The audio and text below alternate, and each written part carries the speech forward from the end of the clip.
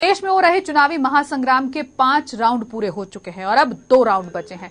इस पर ज्यादा जानकारी के लिए हमारे संवाददाता प्रणय शर्मा ने बात की वरिष्ठ पत्रकार अतुल सिंघल से। 5 चरण के मतदान पूरे हो गए हैं देश के अंदर। अब छठा और 7वें चरण के मतदान होने हैं। ये दोनों चरण कितने ज्यादा महत्वपूर्ण हैं, इस पर ज्यादा बातचीत करने के लिए हमारे साथ वरिष्ठ पत्रकार अतुल सिंघल जी मौजूद हैं। अतुल जी, किस तरह से देखते हैं? 2 चरण अब बचे हैं, छठा और 7वां। एक में 8 राज्यों में चुनाव है, एक चरण में 7 राज्यों में चुनाव है। हाँ, करीब करीब 125 सीटें ऐसी हैं जिस पर छठे और 7वें चरण में चुनाव होगा।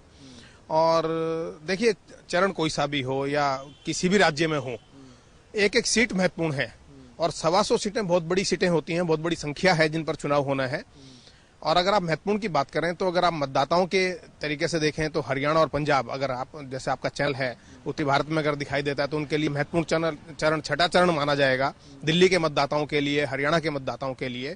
और अगर आप राजनीतिक दलों की बात करें तो उनके लिए हर चरण महत्वपूर्ण है, एक एक सीट महत्वपूर्ण है। और 125 सीटों का आंकड़ा तो काफी होता है। 118 सीटें मुझे लगता है कि शायद ये बचेंगी छठे और 7वें चरण में, जहां पर लोकसभा के अंदर एक एक सीट से सरकार बनती और गिरती है।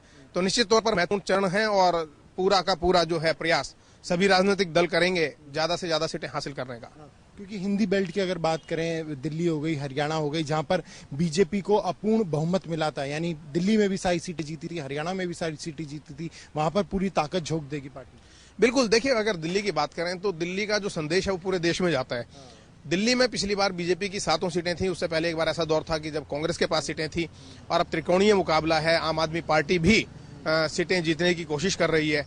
तो यहाँ पर जिस भी पार्टी को विजय मिलेगी या जिस तरीके से सीटें बटेंगी, उसका संदेश निश्चित तौर पर पूरे देश में जाएगा और लोगों की निगाह दिल्ली पर रहती है। हरियाणा अपने आप में महत्वपूर्ण है और जो दूसरे राज्य हैं वो भी बराबर महत्वपूर्ण है, लेकिन दिल्ली से चूंकि बता दिया केंद्र में राजधानी है और पूरे उससे विश्व में एक तरीके से संदेश जाता है, तो इसलिए यहाँ पर तो निगाहें लोगों की टिकी ही है। और साथ में आम आदमी पार्टी भी मैदान में है, तो उसमें भी अपने आप में अपना एक जो फैक्टर है वो इसमें काउंट करता है। जी, जो बोल है, जो भाषा है, वो अमर्यादित पूरी तरह से हो गई है, उसे आप किस तरह से देखते हैं? और कमोबेश स्थिति हर पार्टी के अंदर मौजूद है, ऐसे नेता हर पार्टी में है। देखिए, भाषा का स्तर जो है वो तो बना रहना चाहिए। जो संस्कार है हमारे, उस हिसाब से हर आदमी को, हर व्यक्ति को, हर नेता को भाषा की मर्यादा का पालन करना चाहिए। इसका पहलू ये भी है कि अगर कोई व्यक्ति गलत भाषा का इस्तेमाल करता है तो जो आज पब्लिक है वो बड़ी जागरूक है, उसको सब मालूम है कि कौन व्यक्ति क्या बोल रहा है या क्या बोलना चाहता है या उसका क्या अर्थ है।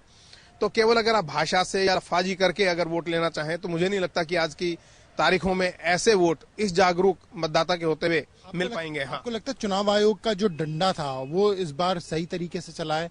कई नेताओं को कुछ घंटों के लिए बैन किया गया, उस तरह से सख्ती दिखाई गई चुनाव आयोग की? देखिए, चुनाव आयोग तो एक जो है निष्पक्ष बॉडी है और जिस तरीके से कार्य करती है, तो निश्चित तौर पर इस बार भी पूरा प्रयास किया है। अगर आप देखें तो मुख्यमंत्री योगी आदित्यनाथ जो हैं, उन तक को चाबुक सहनी पड़ी और साध्वी प्रज्ञा पर तो हर पार्टी के हर नेताओं को जो है चुनाव आयोग ने कुछ ना कुछ पेनल्टी दी है उनके बिगड़े बोल के लिए, और उसको उन्होंने माना भी है और सहन भी किया।